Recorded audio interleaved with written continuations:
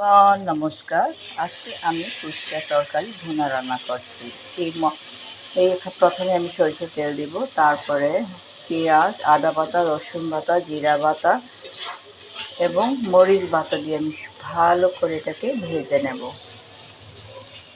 ভালো করে ভেজে তারপরে এখানে আমি কুচিয়া ভেজে রাখাটা ঢেলে দেব।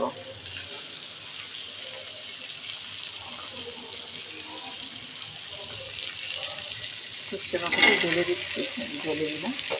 ঢেলে এটাকে আমি আবার ভালো করে কষিয়ে নেব।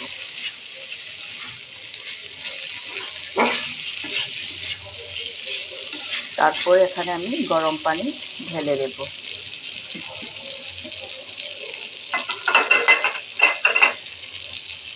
আমি গরম পানি ঢেলে দিচ্ছি।